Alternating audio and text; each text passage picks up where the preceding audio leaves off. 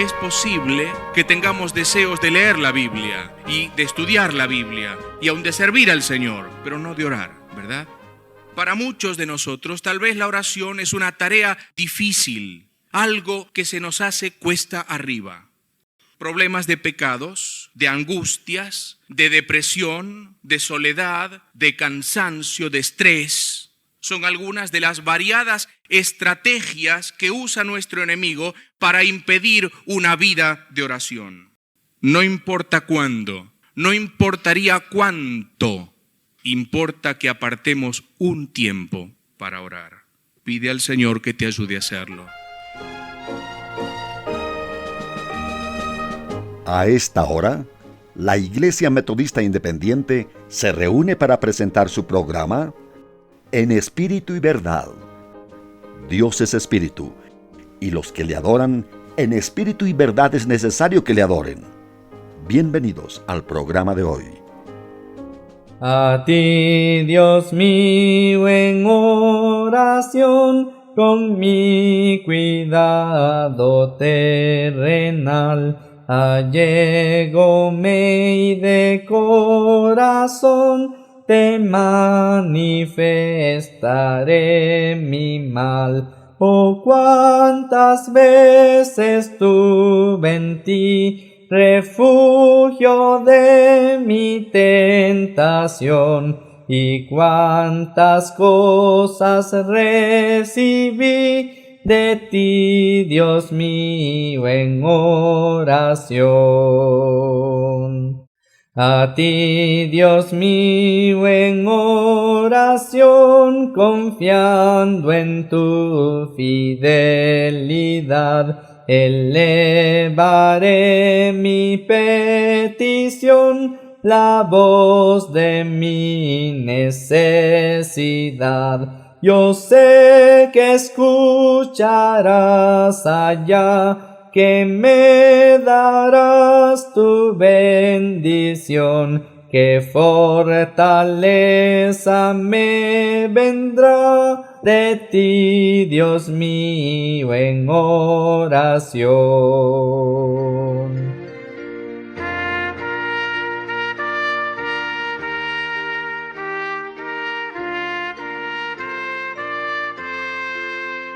Hay un caso en la Escritura de abierta oposición diabólica a la oración de un siervo de Dios. Daniel capítulo 10. Daniel tiene la visión de un gran conflicto entre naciones gentiles y su pueblo Israel, a causa de la liberación de su pueblo del cautiverio. La visión le deja afligido, porque desde el primer día que dispusiste tu corazón a entender y humillarte en la presencia de tu Dios, fueron oídas tus palabras, y a causa de tus palabras yo he venido. Mas el príncipe del reino de Persia se me opuso durante 21 días, pero he aquí Miguel, uno de los principales príncipes, vino para ayudarme. Evidentemente hubo un conflicto en los lugares celestiales durante exactamente las 3 semanas que Daniel estuvo orando y derramando su alma en la presencia del Señor. Y este conflicto, naturalmente, era entre las fuerzas del bien y las fuerzas del mal. La expresión príncipe de Persia nos hace pensar en un ángel caído o un demonio, un principado, una potestad que dirigía los intereses de aquella nación pagana.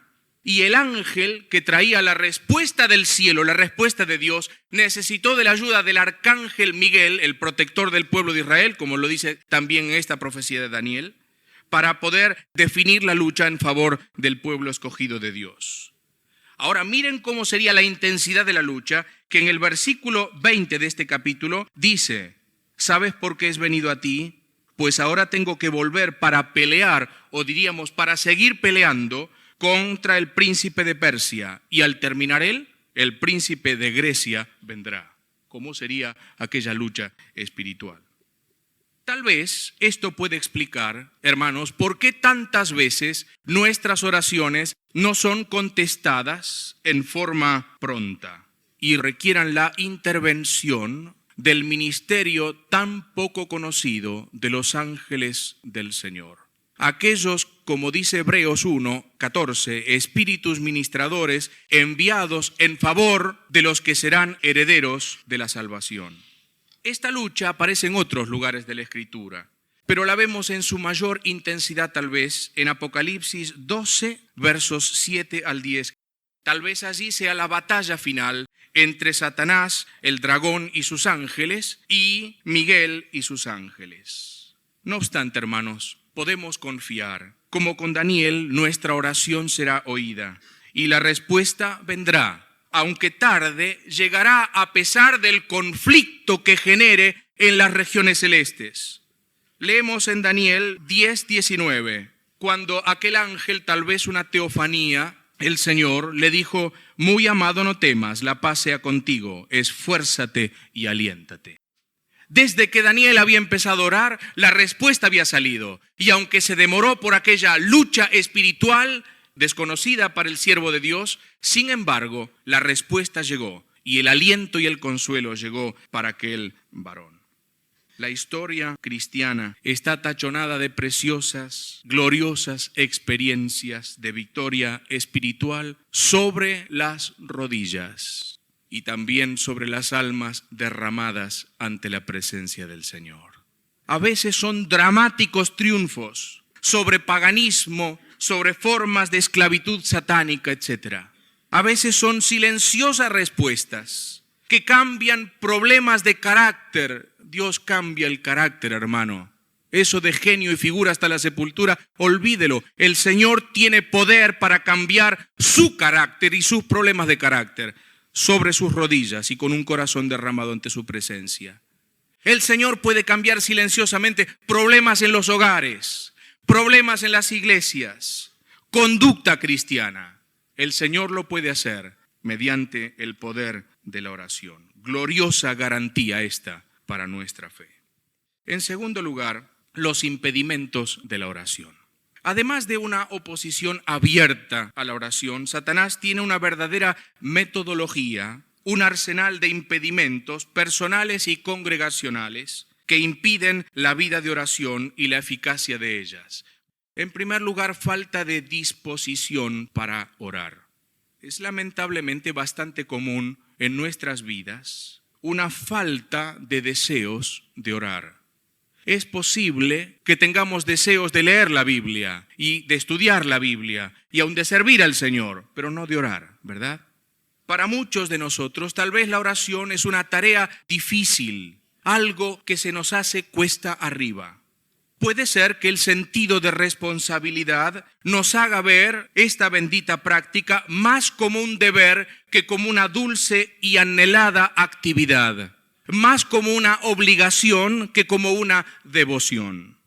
No olvidemos, hermanos, que hay una indudable lucha en nuestro interior entre el espíritu y la carne, esos dos que cohabitan en nuestro ser. Y muchas veces nuestra experiencia es la de Romanos 7:19. El bien que quiero hacer, no hago, y el mal que no deseo, eso hago. Problemas de pecados, de angustias, de depresión, de soledad, de cansancio, de estrés. Son algunas de las variadas estrategias que usa nuestro enemigo para impedir una vida de oración. En Filipenses 4:6-7 dice el apóstol: por nada estéis afanosos, sino sean conocidas vuestras peticiones delante de Dios, en toda oración y ruego con acción de gracias, y la paz de Dios, que sobrepasa todo entendimiento, guardará vuestros corazones y vuestros pensamientos en Cristo Jesús. Probables soluciones para esto: pedir al Señor: Señor, como los discípulos, enséñanos a orar. No cómo, sino a orar. Ellos también tenían problemas para orar. ¿Recuerdan en Getsemaní? El Señor les pidió velar y orar una hora y el cansancio los venció hasta que el Señor dijo: basta ya. También necesitaron ellos lo mismo, pero le rogaron al Señor: Señor, enséñanos a orar. Leer la Biblia y leer libros inspiradores, y permítanme mencionarle algunos nada más que les recomiendo leer. Hay un librito, Orando en el Espíritu, de Ironside. Hay otro, Una llamada a la oración, de Rile. Cómo orar, del famoso Torrey. La oración en la Biblia, de Gebelein. Secretos de la oración de Hegel, Abba Padre de José María Martínez, entre otros que podríamos mencionar en esta noche. Y orar. Tal vez nos ayude a orar con otro, tal vez nos ayude a orar con un amigo, con un hermano, con nuestra esposa, con nuestro novio, etc. Aunque la oración individual es insustituible en la vida cristiana. Pero hermano, comienza ya. No importa cuánto ores ni cómo ores, el Señor premiará tu sinceridad y tu voluntad. La segunda cosa es la falta de tiempo. La oración requiere tiempo. Tal vez no requiera un determinado tiempo, pero es necesario un tiempo. El tiempo necesario para adorar, para agradecer, para rogar, para interceder, para confesar los pecados al Señor. Se dice que Spurgeon nunca oraba más de 10 minutos seguidos, pero tampoco nunca estaba más de 10 minutos sin orar. El tiempo es un bien económico, no sobra, no se nos da gratuitamente. El tiempo hay que hacerlo, cuesta hacerlo. Oímos y decimos, no tengo tiempo o estoy muy ocupado. Recuerdan al gran Lutero decir, hoy tengo tantas cosas para hacer que voy a dedicar más tiempo a la oración. Qué paradoja, qué bendición. El Señor pudo decir, he acabado la obra que me diste que hiciese. Y sin embargo, halló tiempo suficiente en las 24 horas del día para hacer siempre la voluntad de Dios. Una vez preguntó a sus discípulos, ¿no tiene el día 12 horas? El día de día, digamos, 12 horas. Habría tiempo para todo, aunque a veces había que elegir entre dormir o levantarse muy de mañana para orar. O había que elegir entre comer y llevar como la samaritana un alma a los pies del Señor al conocimiento de la verdad. En Efesios 5:16 leemos, aprovechando o redimiendo el tiempo porque los días son malos, ¿recuerdan? Dice Sanders en su libro Una clínica espiritual, el tiempo es oportunidad. Compramos el tiempo. El tiempo debe ser redimido. Se debe pagar un precio por él. Y agrega el autor, lo cambiamos por ciertas ocupaciones y actividades, sean importantes o no, y de ahí la importancia de una vida bien planeada. Lo solemne, mis hermanos, de este asunto es que el tiempo no se guarda, el tiempo no se ahorra, el tiempo se consume, se gasta, no se recupera más, no tiene retorno. Y permítanme decir cómo dilapidamos nuestro tiempo. Cuántas oportunidades que nunca más volverán. Cuando no hay tiempo para la vida devocional, la vida no será espiritual y el ministerio no será espiritual. Y resultará más en un perjuicio que en una bendición para los demás. Nuestra vida, querido hermano, será de acuerdo a cómo empleemos el tiempo que nos queda después de nuestras actividades vitales. Así que es necesario apartar un tiempo diariamente para dedicarlo a la oración. No importa cuándo, no importaría cuánto, importa que apartemos un tiempo para orar. Pide al Señor que te ayude a hacerlo. Se dice que el general inglés Gordon colocaba un pañuelo blanco fuera de su tienda de campaña para indicar que estaba dentro orando. Y no había asunto, correo, información que pudiera interrumpir su tiempo de oración. Gordon tenía una audiencia con Dios y todos los demás asuntos podían y debían esperar. Otro asunto que impide la oración es el pecado. No digo pecados, sino pecado como un estado espiritual. Evidentemente el pecado estorba nuestra vida de oración. El Salmo 66:18 dice, si en mi corazón hubiese yo mirado la iniquidad, el Señor no me habría escuchado. Y en 1 Timoteo dice el apóstol, quiero pues que los hombres oren en todo lugar levantando manos limpias, sin ira ni contienda. Es decir, manos limpias espiritual y moralmente limpias. La pregunta, mi hermano, es si hay algún asunto pendiente en la vida que impida nuestra oración. Si hay algo que debemos, me refiero a debemos de dinero. Si hay algo que no estamos haciendo bien, si hay algún impuesto que pagar, Si hay algún asunto pendiente con alguien, el pecado estorba la oración del creyente. Saben, no podemos ser hipócritas. Estar orando al Señor y estar con asuntos pendientes dentro. Y esto tiene mucho que ver con el perdón de las ofensas. En cuarto lugar, problemas de relación. Quiero mencionar solo dos de ellos, en el matrimonio y en la congregación. Primera Pedro 3, verso 7, por favor. Hablo para los varones ahora. Las hermanas pueden descansar un momentito. Vosotros, maridos, igualmente vivid con ellas sabiamente, dando honor a la mujer como a vaso más frágil y como a coherederas de la gracia de la vida. Comúnmente no leemos el final. Para que vuestras oraciones no tengan estorbo. Cuando hay problemas en el hogar y el marido no trata a la mujer con todo honor como un vaso más frágil, cuando el marido descuida a la mujer, abusa de la mujer, es egoísta con su mujer, es tacaño con su mujer, disculpen la expresión, es avaro con su mujer, no la está tratando como un vaso más frágil. Y vuelvo a decir, no seamos hipócritas, orando al Señor y pidiendo bendición, cuando en el seno de nuestro hogar no somos capaces de resolver problemas con nuestra amada esposa. Querido hermano, vete a tu casa, pídele perdón a tu esposa, a tu mujer, y arrodíllate ante el Señor, buscando su guía y su dirección y bendición. No lo hagas antes. Me parece que hay una tremenda crisis, no estoy pesimista, tal vez esté poco pesimista, en las iglesias, y comienza en el hogar. Podemos usar mucho la plataforma, pero el problema está dentro del hogar. Podemos exhortar mucho a la grey del Señor, pero tenemos problemas que no podemos solucionar en el seno de nuestra casa. Y la Biblia es cruda cuando dice, para que vuestras oraciones no tengan estorbo. La oración entre los esposos puede ser una bendición. Asuntos de hogar, de hijos, de servicio cristiano, de congregación, se pueden tratar y se puede orar juntos y puede ser una bendición. Pero miren, dice 1 Corintios 7:5, no os neguéis uno al otro, a no ser por algún tiempo de mutuo consentimiento para dedicaros sosegadamente a la oración individual de cada esposo. El otro asunto es el tema de las relaciones en la congregación. Mateo 18:19, por favor. Dice así la Escritura. Otra vez os digo que si dos de vosotros se pusieren de acuerdo en la tierra acerca de cualquier cosa que pidieren, les será hecho por mi Padre que está en los cielos.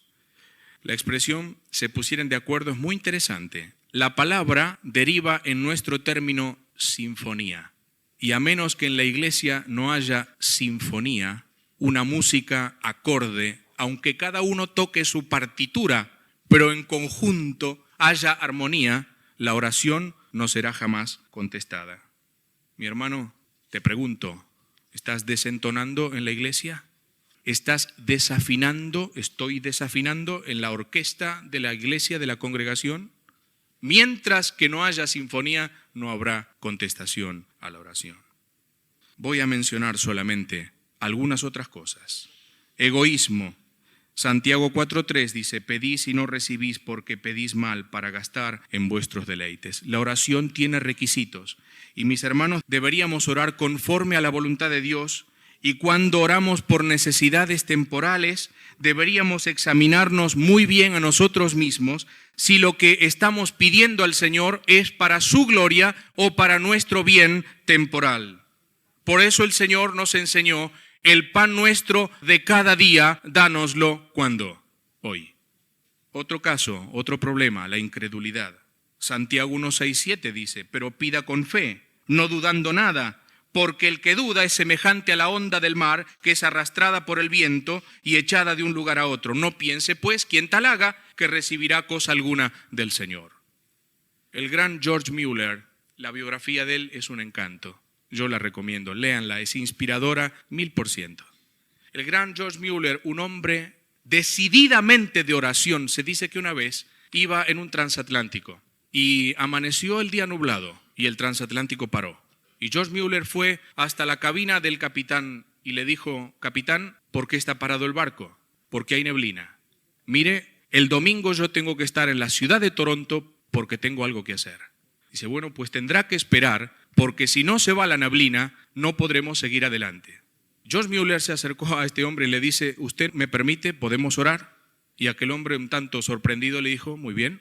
Se pusieron a orar y cuando terminó George Mueller de orar, aquel hombre iba a empezar a orar. Y George Mueller le puso su mano sobre su hombro y le dijo, no ore, usted no cree. Se levantaron y le dijo, mire, yo estaba orando porque en 40 años de ministerio nunca le he fallado al Señor y yo sé que tengo que ir a predicar a Toronto. Salieron afuera y la neblina se estaba disipando y llegaron el domingo para predicar a Toronto. No ore porque usted no cree, porque el que no cree es como las ondas del mar. Un gran problema es el que menciona ahora, la inconsistencia en la oración. Leemos en 1 Tesalonicenses 5:17, orad sin cesar, y en Romanos 12:12, constantes en la oración, y en Colosenses 4:2, perseverad en la oración, velando en ella con acción de gracias. Y en Lucas 18:1, el Señor le refirió una parábola sobre la necesidad de orar siempre y no desmayar. La oración es lucha, requiere espíritu de lucha y fortaleza espiritual para llevarla a cabo. Fortaleceos en el Señor y en el poder de su fuerza. Y la palabra fortaleceos allí está en voz pasiva. Permitid que el Señor os fortalezca continuamente. Esa es la expresión. Para orar, para luchar, para agonizar en oración, necesitamos la fortaleza del Señor y el poder del Señor. Velando en ello. Y luego dice con perseverancia, es decir, sin desánimo. Tal vez la respuesta parezca demorarse. Pero déjenme leerle un poema cristiano que dice así. Respuesta no hay al ruego que en tu pecho con ansiedad alzaste en tu dolor. Tu fe vacila ya y tu esperanza creyendo vano el ruego a tu Señor. No digas nunca que Él no oyó tu voz. Tu anhelo cumplirá después tu Dios. Respuesta no hay. No digas que te olvida. Quizá tu parte no cumplida vio. Cuando tu ansioso ruego a Dios alzaste, de fe la lucha en tu alma comenzó. Si de su ley tan solo vas en pos, respuesta te dará después tu Dios. Y para concluir, hermanos, algún pensamiento muy breve sobre la oración que prevalece. Lo hemos leído juntos allí en Mateo, un pasaje que nos llevaría tanto tiempo, sería tan precioso estudiarlo. Como dice un hermano siempre, tendríamos que dedicar una conferencia a estudiar el capítulo 6 de Mateo y la oración del Padre Nuestro, nos haría bien. Pero allí encuentro 4 palabras sencillas, empiezan con S todas, fáciles de recordar. La primera cosa de la oración es que es secreta. Mas tú cuando ores, entra en tu aposento y cerrada la puerta, ora a tu Padre que está en secreto. Si nuestras oraciones queremos tengan respuesta y prevalezcan sobre la ingeniosa acción diabólica, debemos cumplir lo que un autor cristiano llamado Alan Redpath dijo. Debemos pagar el precio de una puerta cerrada. La puerta cerrada cuesta. Pero hermano, si usted quiere una vida de oración, de comunión con el Señor y de victoria espiritual, empiece a pagar el precio, cierre la puerta, no importa dónde, ciérrela. El secreto de la oración es la oración en secreto. La segunda cosa, sencilla. Y orando, no uséis vanas repeticiones como los gentiles que piensan que por su palabrería serán oídos. No importa cuántas palabras hablemos con el Señor, Él no está buscando palabrerías, discursos, oraciones largas. Pero hermano, dése tiempo para orar, porque miren, la oración ha de haber adoración, y ha de haber alabanza y gratitud, y ha de haber, subrayo por favor, diariamente confesión de pecados al Señor. No el sábado, no el domingo por la mañana, digo para mí, diariamente. Debe haber petición, ruego, clamor al Señor. Debe haber intercesión hacia otros. Samuel decía, lejos sea de mí que peque yo contra Jehová, dejando de orar por vosotros. Es un pecado no orar por otros, lo es. En tercer lugar, la oración debe ser sincera. No os hagáis pues semejantes a ellos, porque vuestro Padre sabéis de qué cosas tenéis necesidad. Algunos dicen, bueno, ¿para qué orar a Dios si Él ya sabe mis necesidades? ¿Para qué voy a orar? ¿Para qué le voy a pedir si el Señor en su soberana voluntad me va a dar lo que Él quiere cuando Él quiera? ¿Para qué voy a orar? ¿Verdad? Es tiempo perdido. Eso es satánico. Lo es, porque en la Biblia se nos enseña a orar a pesar de que el Señor lo sepa. José María Martínez dice, yo no voy a informar a Dios acerca de mis necesidades. Tampoco voy a persuadirle para que Él intervenga, y mucho menos a instruirle sobre el modo que me tiene que contestar. Él no lo necesita.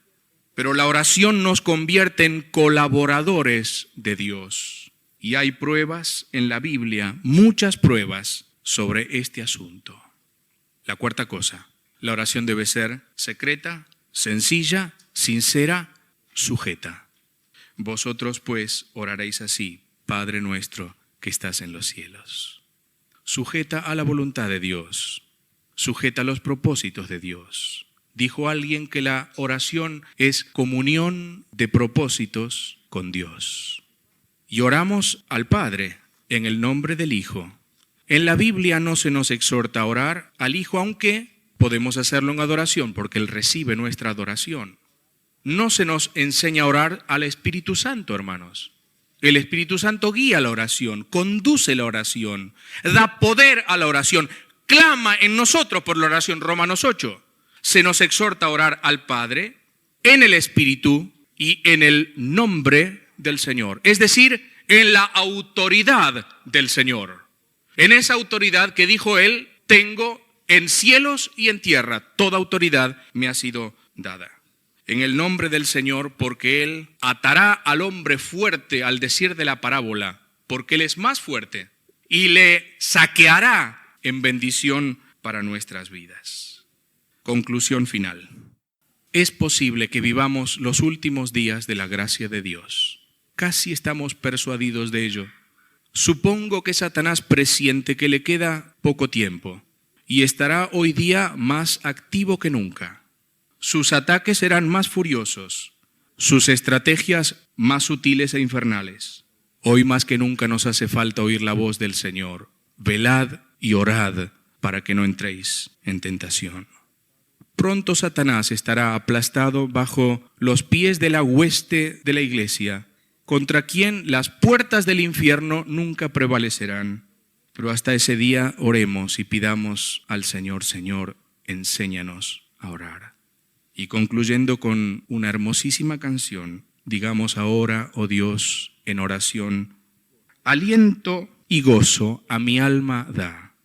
En este mundo de aflicción, de orar necesidad habrá.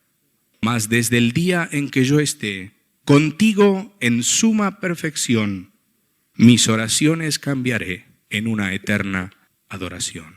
Que sea así, para la gloria de Dios. Amén.